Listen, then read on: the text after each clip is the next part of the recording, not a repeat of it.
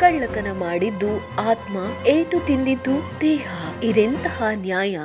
ಸಾಮಾನ್ಯವಾಗಿ ಕಳ್ಳತನ ಮಾಡೋದು ಆತ್ಮ, ಈ ಶರೀರದಲ್ಲಿರ್ತಕ್ಕಂಥ ಆತ್ಮ. ಆದರೆ ಶಿಕ್ಷೆ ಅನುಭವಿಸೋದು ಈ ದೇಹ. ನಿಜಕ್ಕೂ ಇದೊಂದು ಅನ್ಯಾಯ. ಇದು ಕೋರ್ಟ್ನವ್ರಿಗೆ ಗೊತ್ತಿಲ್ಲ, ಪೊಲೀಸ್ನವ್ರಿಗೂ ಗೊತ್ತಿಲ್ಲ. ಪೊಲೀಸ್ನವ್ರಿಗೆ ಆತ್ಮ ಅಂದರೆ ಗೊತ್ತಿಲ್ಲ, ಅದಕ್ಕೆ ಶರೀರಕ್ಕೆ ಶಿಕ್ಷೆ ಕೊಡ್ತಾರೆ. ಇನ್ನು ನ್ಯಾಯಾಧೀಶರು ಅವ್ರಿಗೂ ಗೊತ್ತಿಲ್ಲ, ಏನು ಮಾಡ್ತಾರೆ, ಈ ಶರೀರನ ತೊಗೊಂಡೋಗ್ಬಿಟ್ಟು ಹ್ಯಾಂಗ್ ಮಾಡ್ತಾರೆ, ಇಲ್ಲ ಅಂತಂತಂದರೆ ಜೈಲಿಗೆ ಹಾಕಿ ಶಿಕ್ಷೆ ಕೊಡ್ತಾರೆ. ಇಲ್ಲಿ ಎರಡು ಥರ ನ್ಯಾಯ. ಒಂದು ಲೌಕಿಕದಲ್ಲಿ ಒಂದು ನ್ಯಾಯ ಅಂತಂದರೆ ಈ ಜಗತ್ತಿನ ಒಂದು ನ್ಯಾಯ. ಏನು, ಮನುಷ್ಯನಿಗೆ ಏನು ಕಾಣಿಸುತ್ತೆ? ದೇಹ ಕಾಣಿಸುತ್ತೆ. ದೇಹನೇ ಕಳ್ಳತನ ಮಾಡಿರೋದು, ದೇಹಕ್ಕೆ ಶಿಕ್ಷೆ ಕೊಡ್ತಾರೆ. ಆದರೆ ಇನ್ನೊಂದು ಆಧ್ಯಾತ್ಮಿಕ ಲೋಕ ಐತೆ, ಆಧ್ಯಾತ್ಮಿಕ ಕೋರ್ಟ್ ಐತೆ, ಡಿವೈನ್ ಕೋರ್ಟು. ಆ ಡಿವೈನ್ ಕೋರ್ಟಲ್ಲಿ ಏನು ಜಡ್ಜ್ಮೆಂಟ್ ಕೊಡ್ತಾರೆ ಅಂತಂದರೆ, ಈ ಶರೀರಕ್ಕೆ ಶಿಕ್ಷೆ ಕೊಡೋದಿಲ್ಲ, ಅದು ಆತ್ಮಕ್ಕೆ ಕೊಡ್ತಾರೆ. ಡಿವೈನ್ ಕೋರ್ಟಲ್ಲಿ, ದೇವನ ನ್ಯಾಯಾಲಯದಲ್ಲಿ, ದೇವನ ನ್ಯಾಯಾಲಯದಲ್ಲಿ ಆತ್ಮಕ್ಕೆ ಶಿಕ್ಷೆ. ಈ ಜಗತ್ತಿನಲ್ಲಿ ಅಂದರೆ ಮಾನವ ನ್ಯಾಯಾಲಯದಲ್ಲಿ ಈ ಶರೀರಕ್ಕೆ ಶಿಕ್ಷೆ. ನಿಜವಾಗಲೂ ಇದೊಂದು ಯೋಚನೆ ಮಾಡುವಂತಹ ವಿಚಾರನೆ. ಒಂದು ಎ ಟಿ ಎಮ್ನ ನೋಡ್ತು ಕಣ್ಣು ಅಂತಂತಂದರೆ ಏನು, ಕಣ್ಣು ಯಾರು ನೋಡ್ತಾ ಇರೋದು? ಆತ್ಮ ಕಣ್ಣಿನ ಮುಖಾಂತರ ನೋಡ್ತಾ ಐತೆ. ಕಣ್ಣನ್ನು ಬಳಸಿಕೊಂಡು ಆತ್ಮ ಎ ಟಿ ಎಮ್ನ ನೋಡ್ತು, ಯೋಚನೆ ಮಾಡ್ತು, ನಾನು ಒಂದೇ ದಿನದಲ್ಲಿ ಸಾವ್ಕಾರ ಆಗಿಬಿಡ್ಬೋದು, ಎ ಟಿ ಎಮ್ ಲೂಟಿ ಮಾಡಿದ್ರೆ, ಎ ಟಿ ಎಮ್ ಹೊಡೆದಾಕ್ಬಿಟ್ರೆ ಅಂತ ಅಂತು. ಒಂದು ಪ್ಲ್ಯಾನ್ ಮಾಡ್ತು. ಬುದ್ಧಿ ಏನು ಹೇಳ್ತು?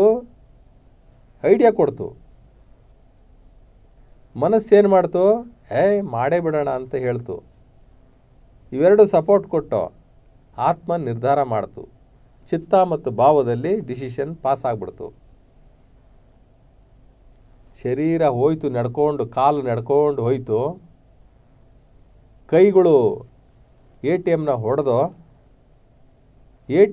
ಈಚೆ ಬರುವಾಗ, ದುಡ್ಡು ತೊಗೊಂಡು ಈಚೆ ಬರುವಾಗ ಪಬ್ಲಿಕ್ಕು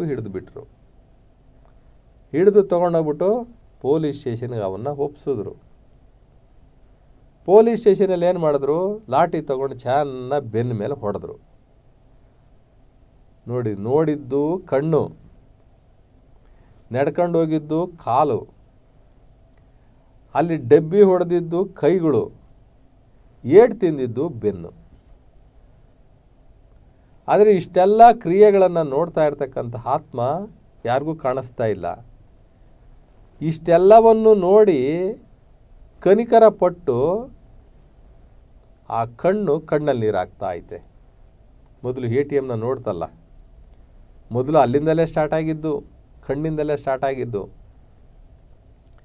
ಆ ಕಣ್ಣಿಂದಲೇ ಸ್ಟಾರ್ಟ್ ಆಗಿ ಬೆನ್ನ ಮೇಲೆ ಏಟು ಬಿದ್ದಾಗ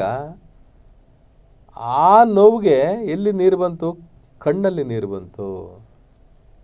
ಆದರೆ ಇಷ್ಟೆಲ್ಲ ಕ್ರಿಯೆ ಆಗಿದ್ದು ಒಬ್ಬ ಮಾಲೀಕ ಇದ್ದಾನೆ ಆ ಶರೀರದಲ್ಲಿ, ಅವನು ಮಾಡ್ತಾ ಇರೋದು. ಅವನು ಕಳ್ಳ. ಆ ಆತ್ಮ ಅನ್ನುವಂತಹ ಕಳ್ಳ ಈ ಶರೀರವನ್ನು ಉಪಯೋಗಿಸಿಕೊಂಡು ಈ ಕಳ್ಳತನವನ್ನು ಮಾಡ್ದ. ಆದರೆ ಈ ಪ್ರಪಂಚದ ನ್ಯಾಯಾಲಯ, ಈ ಮಾನವ ನ್ಯಾಯಾಲಯದಲ್ಲಿ ಈ ಶರೀರಕ್ಕೆ ಅವರು ಶಿಕ್ಷೆ ಕೊಡ್ತಾರೆ, ಆತ್ಮಕ್ಕೆ ಶಿಕ್ಷೆ ಕೊಡೋಕ್ಕಾಗಲ್ಲ. ಆತ್ಮಕ್ಕೆ ಯಾರು ಕೊಡ್ತಾರೆ? ಆ ದೇವರ ಕೋರ್ಟು, ಆ ಶಿವನ ಕೋರ್ಟು, ಆ ಡಿವೈನ್ ಕೋರ್ಟಲ್ಲಿ ಆತ್ಮಕ್ಕೆ ಶಿಕ್ಷೆ ಕೊಡ್ತಾರೆ.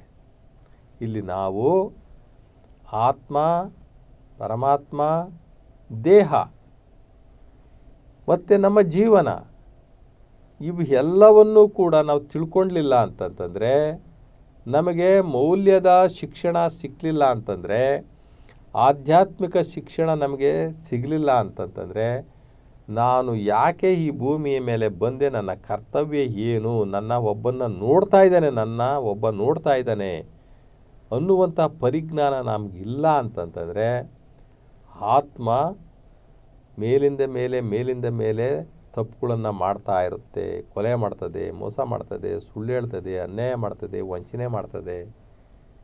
ಆದರೆ ಶಿಕ್ಷೆನ ಮಾತ್ರ ಈ ಶರೀರ ಅನುಭವಿಸ್ತಲೇ ಇರ್ತದೆ. ಆತ್ಮ ತಪ್ಪು ಮಾಡಿದ್ರೆ ಶಿಕ್ಷೆ ಈ ಶರೀರಕ್ಕೆ.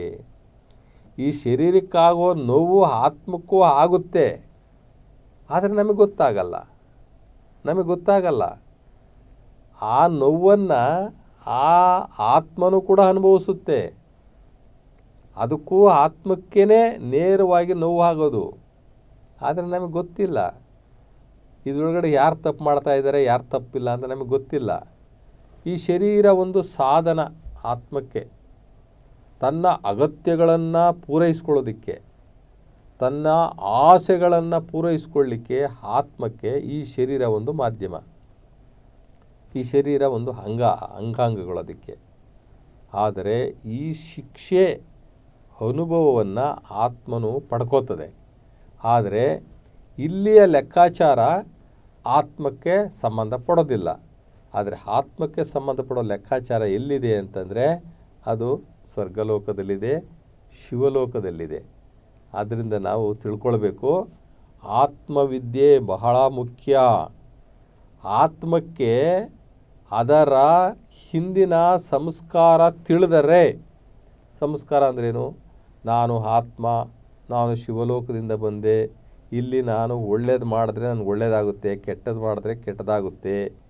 ನನ್ನ ಎಲ್ಲ ಚಲನವಲನಗಳನ್ನು ನೋಡುವಂತಹ ಒಬ್ಬ ನನ್ನ ತಂದೆ ಇದ್ದಾನೆ, ನನ್ನ ಒಬ್ಬ ಮಾಲೀಕ ಇದ್ದಾನೆ, ಆ ಡಿವೈನ್ ಪವರ್ ಒಂದಿದೆ, ಅವನು ಕಣ್ತಪ್ಪಿಸಿ ನಾನು ಏನೂ ಮಾಡೋಕ್ಕಾಗೋದಿಲ್ಲ, ಅವನು ಲೆಕ್ಕ ಬರ್ಕೊಳ್ತಾನೆ ಅನ್ನುವಂತಹ ಭಯ ಇದ್ದಿದ್ದರೆ ಇದು ತಪ್ಪು ಮಾಡ್ತಿರಲಿಲ್ಲ. ಅಥವಾ ಬೇಡಿದರೆ ಕಾಡಿದರೆ ನೀಡುವವನೊಬ್ಬ ಇದ್ದಾನೆ ಅನ್ನುವಂಥ ನಂಬಿಕೆ ಇದ್ರೂ ಕೂಡ ಇದು ತಪ್ಪು ಮಾಡ್ತಿರಲಿಲ್ಲ. ನನ್ನ ಅವಶ್ಯಕತೆಗಳನ್ನು ಪೂರೈಸಲಿಕ್ಕೆ ಒಬ್ಬ ನನ್ನ ಒಡೆಯನಿದ್ದಾನೆ, ನನ್ನ ಬೇಡಿಕೆಗಳನ್ನು ಎಲ್ಲವನ್ನು ಕೂಡ ಅವನ ಕೇಳಿದ್ರೆ ಕೊಡ್ತಾನೆ ಅನ್ನುವ ನಂಬಿಕೆನೇ ಇರಬೇಕು ಈ ಆತ್ಮಕ್ಕೆ. ಈ ಆತ್ಮಕ್ಕೆ ಶಿಕ್ಷಣ ಬೇಕು, ಸಂಸ್ಕಾರ ಬೇಕು. ಆವಾಗ ಆತ್ಮ ತಪ್ಪನ್ನು ಮಾಡೋದಿಲ್ಲ, ಈ ಶರೀರಕ್ಕೆ ಶಿಕ್ಷೆ ಆಗೋದಿಲ್ಲ.